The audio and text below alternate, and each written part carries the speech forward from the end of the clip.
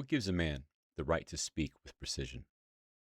Is it a title, a degree, a license, a framed certificate on the wall, a few letters after his name that make everybody in the room relax because apparently truth has now arrived with proper formatting? Or can a man earn a different kind of credibility? Not the authority to diagnose, not the authority to treat, not the authority to start handing out psychological verdicts because he watched 3 videos and now everybody who annoys him has a disorder. But the credibility to say, I saw this, I studied this, I lived through this, I tested this against consequence, I was wrong enough to slow down, I was right enough to keep looking, and I'm not blind just because I am not credentialed. There are 2 lazy errors people make with credentials. The first is credential worship. That is where a person hears a polished voice, sees a title, notices a calm a calm office, catches a little jargon in the air like intellectual cologne, and suddenly their discernment just lies down and dies. Well, he's the expert. Maybe. Maybe he is. Maybe he earned every inch of that title. Respect that. But a title is not a force field against error. A credential can prove training. It cannot prove truth. But then there's the opposite stupidity. The guy with no training, no restraint, no evidence, and no humility. But he learned the word narcissist last Thursday, so now he's basically the county coroner of everybody's personality. Suddenly, he is not irritated. He is identifying pathology. He's not avoiding accountability. He's setting boundaries. He's not overreacting. He's protecting his peace, which somehow always require everybody else to shut up while he becomes impossible to deal with. Now, that is not insight. That is ego wearing scrubs. So this is not an anti-therapy episode, first of all. This is not an anti-expert episode. It's not a trust your gut episode. And it is definitely not me pretending that a microphone, a backstory, and a little vocabulary somehow turned me into a clinician. Good professionals matter. Training matters. Ethics matter. And scope matters. But so does observation. So does curiosity. So does consequence. So does disciplined pattern recognition. So does the ability to look at your own life, your own motives, your own habits, and your own bullshit without needing institutional permission to notice what is right in front of you. Because the issue is not credentials versus experience. The issue is accuracy versus theater, evidence versus ego, discernment versus outsourcing.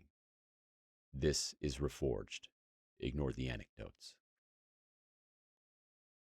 When I say clinical without credentials, I'm not using clinical as a job title. I'm using it as an approach. Clinical means disciplined, measured, observant, careful, willing to separate fact from vibe, willing to say, here's what I saw, here's what I think it may mean, here's the evidence, and here are the limits, and here is what I will not claim. That last part matters. Observation without humility becomes accusation. Experience without objectivity becomes arrogance. Confidence without regulation becomes finality. And finality is where a man stops learning because he has mistaken certainty for truth. A man can get clinical about his recovery, clinical about his discipline, clinical about his fitness, clinical about his relationships, about his work, clinical about the way he keeps repeating the same collapse while giving it a different explanation every time. That doesn't make him a clinician. It makes him responsible. And there is a difference. A clinician has training, scope, ethics, credentials, oversight, and a professional lane. I respect that lane. I'm not standing in it. But I do have a lane. And this episode is about naming it clearly enough that I do not have to inflate it, defend it with ego, or shrink from it because no institution handed me a plaque. So the core question is this: what gives a man the right to speak with precision about reality when he lacks institutional permission? The answer is not confidence. It is not charisma. It's not suffering. And it's not, I've been through some shit, bro, so trust me. The answer is curiosity, consequence, observation, pattern recognition, disciplined honesty, and limits. The first place I remember that question becoming real was not a classroom, it was a library, which sounds adorable until you remember that the kid in the library was not there because life was going great. I was about 10. The worst of certain childhood things had moved out of reach by then. Different town, different proximity, different immediate danger. But the secret stayed. The confusion stayed. The pressure stayed. And when a kid is carrying something he doesn't have the language, safety, or structure to explain, he still tries to organize it somehow. Some kids act out, some disappear into games or hobbies. Some go quiet, some become funny, some become angry, some become very good at pretending nothing is happening. I did some of that too, but I also went looking. I would get stoned and go to the library, 10 years old, reading psychology books, textbooks, strange books, paranormal books, Nostradamus, Edgar Cayce, human behavior, mysticism, the kind of shelf where science, prophecy, trauma, God, madness, and curiosity all look like they might be standing in the same weird checkout line. But that's not me saying I was some prodigy genius boy. I was not sitting there like some little philosopher prince, high as hell, decoding the architecture of the human soul between lunch and recess. I was a kid with a secret. I was a kid with a void. I was a kid trying to find a sentence that made the world make sense. And I want to be clear about the question I was asking. It wasn't really why me. I don't remember walking around with that as the center. The question was bigger than and stranger than all of that. It was, why does this happen at all? What moves through a person until they become capable of doing harm? What gets learned? What gets repeated? What gets passed down? What does a human have to ignore inside himself before someone else becomes available for damage? I still don't know what my abusers experienced. I don't know what shaped them. I don't know what they learned, what was done to them, what they chose, what they ignored, or where the line between damage and decision finally became their responsibility. But I want to be careful here because this is not me excusing anything. Understanding is not absolution. Forgiveness is not denial. Explanation is not permission. But if I was ever going to become free of only reacting to what happened, I had to become curious about about how things like that happen in the first place, not to excuse it, but to understand the mechanism. That's the part that belongs here, not the whole trauma story, not the full moral excavation. That will come later. This episode only needs the origin of the lens. A kid was not merely asking why he got hurt. He was asking why people become capable of hurting. Okay, and that question has followed me ever since. There was another pattern happening around the same time. My parents divorced when I was 2. I was the youngest in a blended family structure. But what I remember most clearly is not the family math. It was the waiting. Dad would say he was coming Friday, this weekend. He'd say he was going to pick me up, pick up my sister. But there, when he said he would be there. But never there when he said he would be there. And then Friday would pass, Saturday would pass, Sunday afternoon would come, and I would still be there waiting. I didn't have the language for what that did. I didn't know how to call that abandonment or instability. I didn't know how to say something in me is learning that people who say they are coming may not come. I just knew I was waiting, and I knew it hurt. Later in life, I thought I valued punctuality. That sounded cleaner, more adult, more respectable. I value punctuality. But that sounds like a man with standards. Maybe a little intense, but reasonable. But that wasn't it. I didn't give a shit about punctuality. I valued people being punctual. There's a difference. Because when somebody was late, it didn't just annoy me. It could wreck my whole day. It could hit something older than the actual situation. It wasn't just, you are 10 minutes late. It was, I am waiting again. And I didn't really understand that connection until years later through EMDR therapy. And that matters because this isn't an anti-therapy episode. A professional process helped me connect a current reaction to an old pattern. That's real. That's useful. And that's exactly the kind of thing good clinical work can help a person do. But the pattern had been active for decades before I had the language. The body noticed. The nervous system noticed. The day got wrecked before the adult mind could explain why. Sometimes you are not reacting to what happened. You are acting to what it resembles. That doesn't excuse the reaction, but it explains why the reaction has so much voltage. And if you never examine that, you can spend half your life calling it a standard when it's really just an old alarm system. That was the beginning of this lens, not expertise, not certainty. Just a kid trying to put scaffolding around confusion. And it's easy to romanticize that. People call it an old soul. And maybe that's the case. Maybe sometimes old soul just means a kid met too much reality before his nervous system had furniture. A child should not have to become clinical about his own life, but sometimes he does. Not professionally, not correctly, not cleanly. Survival does not hand you a clipboard and a code of ethics. It just gives you pressure and says, figure out what this means before it consumes you. So I started noticing, not in some perfect Sherlock Holmes way, not with a pipe and a hat.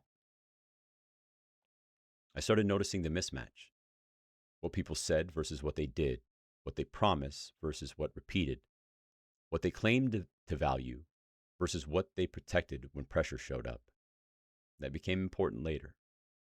See, in addiction, the question became, why do people lie even when some part of them means what they are saying?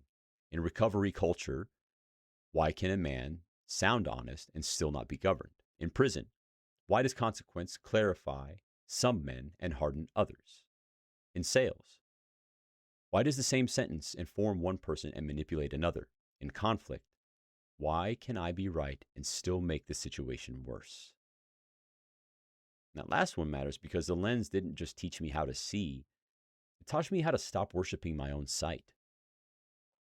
There were plenty of times where I could see the pattern, see the contradiction, see the problem, and still deliver it like a man throwing a toolbox down a staircase. Accurate? Maybe. Useful? Not always. And if truth is delivered in a way that only serves my ego, then I'm not being clinical. I'm just being loud with better vocabulary. That's part of where the lane gets defined, not by shame, not by false modesty, but by contact with reality. My experience gives me the right to speak from what I have lived, studied, observed, tested, and corrected. It does not give me the right to diagnose the room. It does not make my instincts sacred. It doesn't turn my pain into a universal credential. What I'm claiming is narrower than that, and honestly stronger because it's narrower. I can speak from consequence. I can speak from patterns I have lived, from systems I have moved through. I can speak from the cost of being wrong, from the correction that followed. That's not global expertise. It's not clinical authority. It's not institutional permission. It is bounded credibility, the right to speak this far, because I can show how I got here. Once that's clear, the next distinction becomes unavoidable. Observation is not diagnosis, but blindness is not humility. The reason why that matters is because a lot of people are bad at both sides of it. Some people see one behavior, feel one emotion, watch one video, learn one term, and now they're diagnosing the whole damn neighborhood like they got deputized by Psychology Today, and that is reckless. But then other people tend to go the opposite direction. They see the pattern, they feel the tension, they notice the mismatch, they watch the same behavior repeat over and over again. And then they say, oh, I'm not qualified. Okay. You may not be qualified to diagnose it. You may not be qualified to treat it. You may not be qualified to name the whole thing with clinical certainty, but you are qualified to notice reality. You are qualified to say that happened, that keeps happening, that reaction was bigger than the event.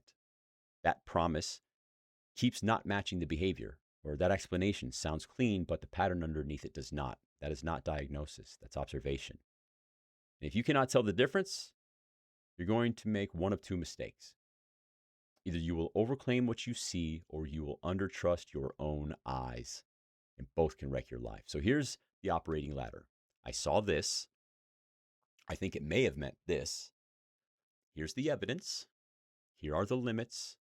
Here's what I will not claim. And that's it. Not because it sounds fancy. Not because I need a framework for every damn sentence that comes out of my mouth, although apparently I do enjoy building frameworks the way some men enjoy fantasy football. The latter matters because it keeps the mind honest. Observation starts with what is actually there, not with what I fear, not with what I want, not what my history is screaming at me, not what would make the story more satisfying. What is there? Interpretation is the next step. Interpretation says this may mean something, not does mean, may mean. That word, may. That little word has saved more people from sounding stupid than they will ever appreciate because may leaves room for evidence. May leaves room for correction, leaves room for the possibility that your first read was not wisdom. It was just your nervous system submitting a rough draft. If you skip that step, if you jump straight from observation to final conclusion, now you're not being clinical, you're being theatrical. You saw someone show up late and suddenly they don't respect you. Maybe. Or maybe traffic happened. Maybe they're careless, overwhelmed. Maybe they're avoiding you. Maybe they're repeating a pattern. Maybe they just suck at time management and haven't yet discovered the ancient mystical technology of leaving earlier. The point is not that all explanations are equally likely. The point is that your first emotional explanation is not automatically the truth. That was a very hard lesson for me. Once I made the connection between people being late and that old waiting wound with my dad, I could see how quickly a current situation could borrow voltage from an old one. Someone being late was not always just someone being late. Sometimes it hit an old pattern. It hit an old alarm. I'm waiting again. Seeing that didn't mean lateness became fine. It didn't mean my standards disappeared. It meant I had to get more honest about what was actually happening inside of me. Because if I call every old alarm a standard, I will feel righteous while I am being reactive. And that is a dangerous combination. That's why evidence matters. Evidence slows the story down. It makes the claim answerable. Evidence asks, what actually happened? What repeated? What can I point to? What did I hear, see? What was documented? What is pattern? What is one incident? What is my fear filling in? Without evidence, the mind starts writing fan fiction. And the mind is not always a good writer, especially under stress. Under stress, the mind writes like a man locked in a basement with Red Bull, trauma, and a whiteboard. It connects everything. It explains everything. It solves everything.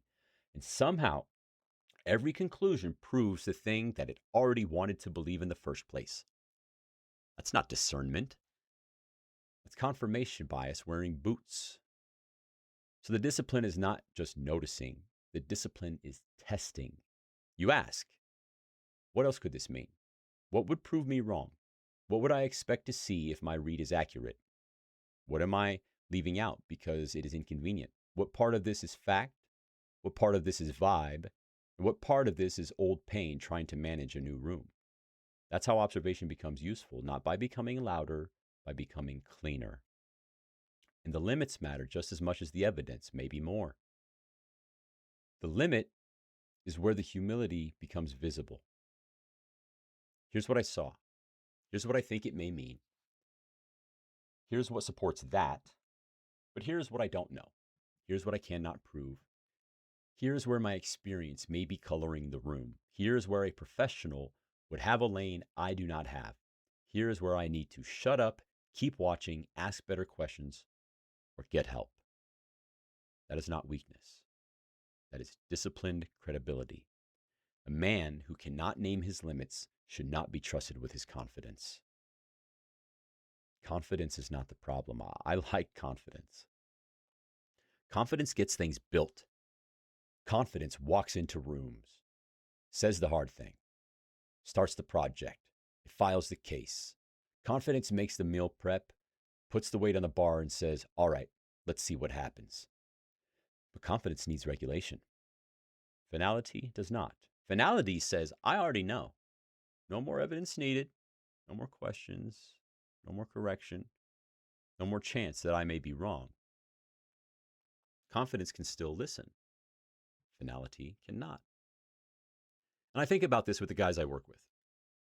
I can research, I can observe, I can adjust. I can say, this is what I know, this is what I don't know, this is where we are going to test carefully. But if I pretend to be more qualified than I am because I want to feel like the wise coach in the room, then my ego is not just annoying. It can be dangerous. Somebody can get hurt. That's the cost of overclaiming. It doesn't just make you look foolish. It can put weight on someone else's back that you had no right to load. And the opposite danger is real too. Undertrusting your own eyes can leave you open to manipulation, bad leadership, bad systems, polished people steering you somewhere you never chose, and your own old patterns because you kept waiting for someone else to name them before you take responsibility. That's not humility. That is surrender disguised as modesty. Humility is not pretending you see nothing. Humility is knowing what you can say, what you cannot say, and what you are responsible to do with what you have seen. Blindness says, I cannot know anything. Arrogance says, I already know everything. But discernment says, I can see something. Now I need to test it. That is clinical without credentials, not diagnosis, not performance, not spiritualized ego with a vocabulary upgrade. Just disciplined observation. Fact over vibe. Evidence over theater. Limits over ego. And that is why this next piece matters, because the problem is not expertise. The problem is worship. Now, if I say don't worship credentials, somebody's going to hear ignore professionals. No. That's not what I said. It's not what I meant.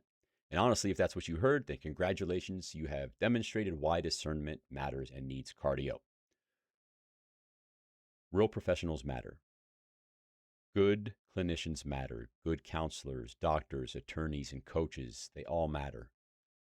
Anyone who has taken the time to study a field, submit to a discipline, learn the ethics, learn the limits, and then show up to help people inside that lane deserves respect. That kind of work matters. I have benefited from it. When I was about 15, I was in a youth treatment setting, Hastings Regional Center, drug treatment. A kid already carrying more than he knew how to carry, trying to act like he had everything under control while failing enough UAs for weed that the system decided maybe we should do something about this little bastard with poor impulse control.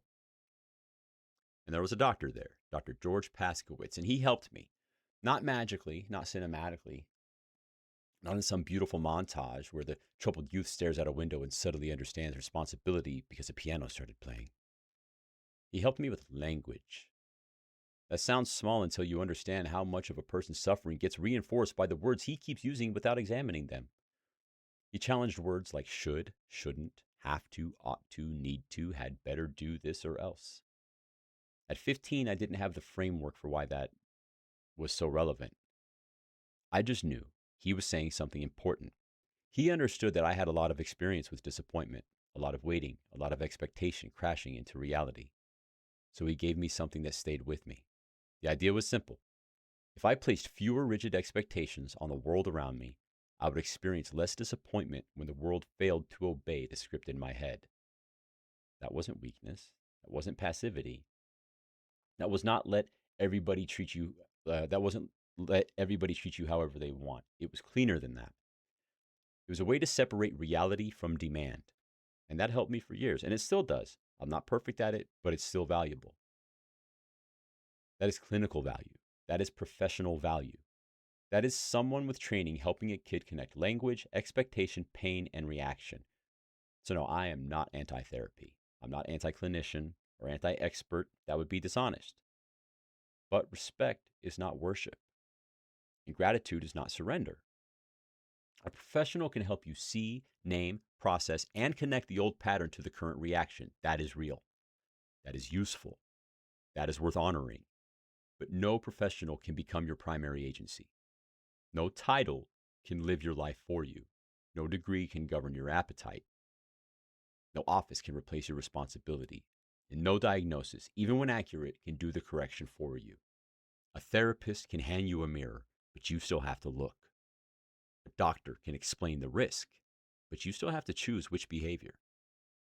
A coach can write the plan, but you still have to push the weight. An attorney can argue the case, but you've got to live with the facts. That's where people can get confused. They confuse help with outsourcing, expertise with rescue. They confuse being guided with being carried. And if there is one thing Reforged is going to keep attacking, it is the fantasy that something outside of you is eventually going to take over the work you keep refusing to own. Some people treat credentials like holy water. A title appears, and suddenly every question feels disrespectful. A title can prove training. It can prove competence. A license can prove someone met a standard. It can prove they are right in this moment. A degree can tell me a person completed an education, but it cannot tell me whether their ego stayed humble after graduation. The person with credentials is still a person, a human being, with blind spots, fatigue, bias, pressure, incentives, old assumptions, personal problems, maybe even a podcast someday, God help them. So yes, respect the lane, but do not hand over your discernment at the door. That is especially important with mental health language because clinical language is powerful. The right word can help a man finally understand himself. The wrong word can trap him in a story. A diagnosis can open the door to treatment. A label thrown around recklessly can become a weapon, an excuse, or a costume. And that is why I refuse to play clinician. When I speak from my own life, I can speak with force. When I speak about patterns I have lived, I can speak with precision. When I speak about what I have observed, I can speak with confidence. But when I reach the edge of my lane, I need to know it. That edge is not humiliation. That edge is integrity. And Reforged has to live under the same standard. Because if I'm going to sit here and tell you not to worship credentials, not to worship experts, not to worship instinct, and not to worship your own story, then I don't get to turn around and ask you to worship this framework either. Reforged has its own rule. Ignore the anecdotes. That doesn't mean stories are useless. That would be stupid. And also very inconvenient for a host-only autobiographical podcast. What it means is that the story is not proof by itself. Anecdote is raw material. It can reveal a mechanism. It can expose a pattern. It can give shape to something abstract. It can show where an idea touched real life. But it does not get to walk into the room, throw its boots on the table, and declare itself truth just because it was emotionally intense. That applies to my stories too, maybe especially mine. My life can illustrate the principle. My pain can ground the point. My consequence can explain how I learned something. But none of that gives me permission to confuse autobiography with authority. That's the whole reason the rule exists. Ignore the anecdotes does not mean ignore human experience. It means do not let experience skip the burden of evidence. And there's another phrase inside Reforged. The idea is growing, and that means two things. The obvious meaning is that the idea behind this work is growth, formation, discipline, becoming. A man taking what he has lived through and turning it into something more honest, more useful, more governed, and more aligned. But it also means the idea itself is growing. Reforged is not pretending to be a finished institution. It is not a frozen doctrine. It's not a holy text. It is a working framework being tested under pressure, use, failure, correction, and refinement. The second I pretend this framework cannot be corrected, I have violated the framework. So no, Reforged is not above its own rule. It has to obey it. Ignore the anecdotes. Test the claims. Watch the fruit. Revise what fails. Keeps what survives pressure. Let the idea grow. Because presentation is not credibility. Polish is not truth. Vocabulary is not transformation. And better language is not the end. Better language is the beginning of responsibility. Which brings us to the real danger underneath this whole episode: borrowed certainty. It's not just about therapy. It's not just about credentials. It's not just about my lack of a degree. It is about borrowed certainty. The kind people grab when discernment feels too heavy, because discernment is heavy. That is why people outsource it. It's easy to say, my doctor said, my therapist said, my lawyer said, my pastor said. Well, the article said, the study said, the internet said, fucking internet. The guy with the right light and suspiciously confident jawline said. And sometimes those sources matter. Sometimes they're useful, sometimes they're right. Sometimes they are exactly the help you needed. But if all you're doing is collecting outside voices so you never have to stand inside your own judgment, that is not wisdom. That is borrowed certainty. And borrowed certainty feels good. Gives you something to hold. Let you stop wrestling with ambiguity. It lets you say, I am not responsible for the claim. I am just following the person who sounded sure. And that's exactly why it is dangerous. Because the second you outsource discernment completely, you also outsource part of your agency. I understand why people do it. Discernment takes work. It takes patience. It takes evidence. It takes a willingness to sit in the uncomfortable middle where you do not know enough yet. But you also know too much to pretend you see nothing. Most people hate that middle. They want certainty fast. They want the official answer. They want the rebel answer. They want the answer that lets them stop carrying the situation, lets them stop carrying the question. But a self-governing man cannot be that eager to escape the question. He has to ask, was it true? Was it useful? Was it supported? What am I avoiding? Who benefits if I believe this? Who benefits if I stop asking? And that's not paranoia. Paranoia assumes the worst without evidence. Discernment investigates what evidence can actually support. So this episode cannot just be me defending my voice. It has to turn back towards you. Where are you refusing to speak because nobody gave you permission? Where are you hiding behind, I am not qualified, because thinking clearly would make you responsible? Where are you undertrusting your own eyes, because admitting what you see would require action? And on the other side, where are you overclaiming? Where are you using experience like a badge? Where are you treating your wound like a degree? Where are you calling your first reaction discernment because it feels intense? That's the audit. The real question is not, do you trust experts too much? And it is not, do you trust yourself too much? The real question is, do you test what you trust?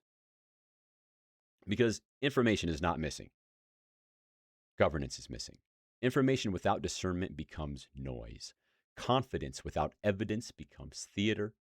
Experience without humility becomes arrogance.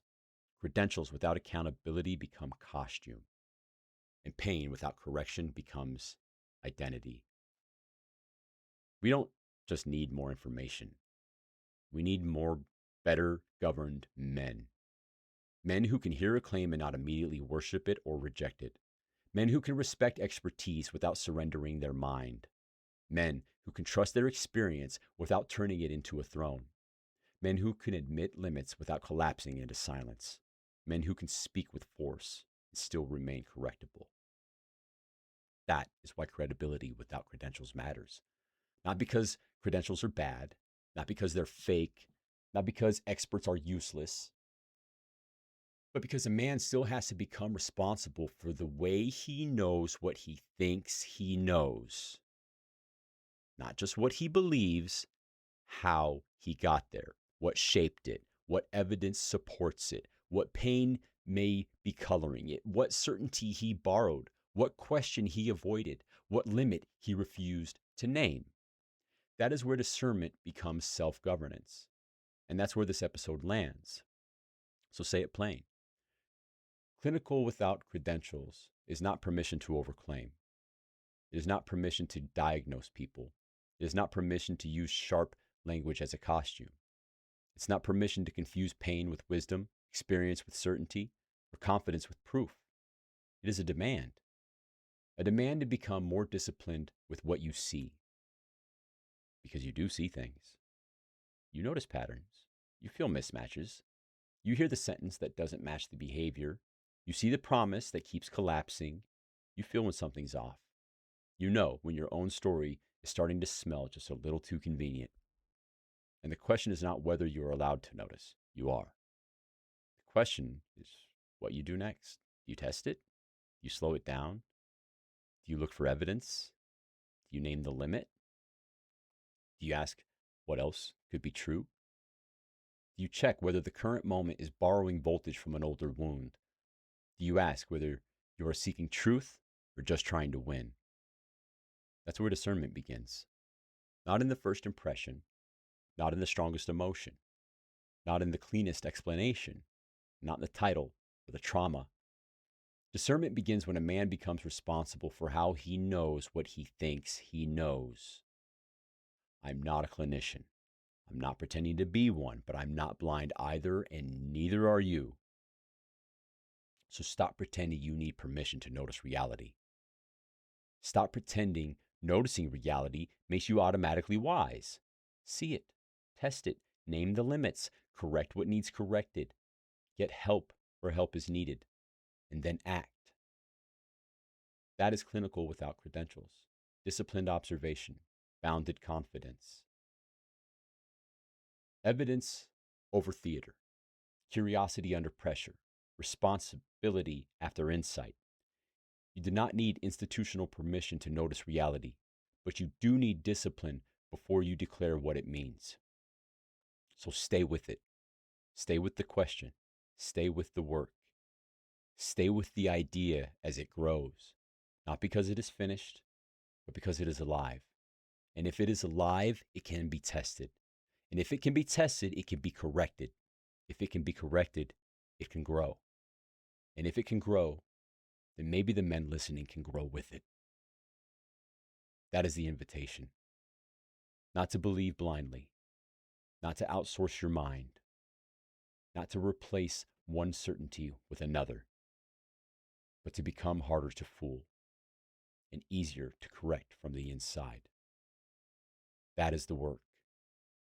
That is the burden. And this is Reforged. Ignore the anecdotes.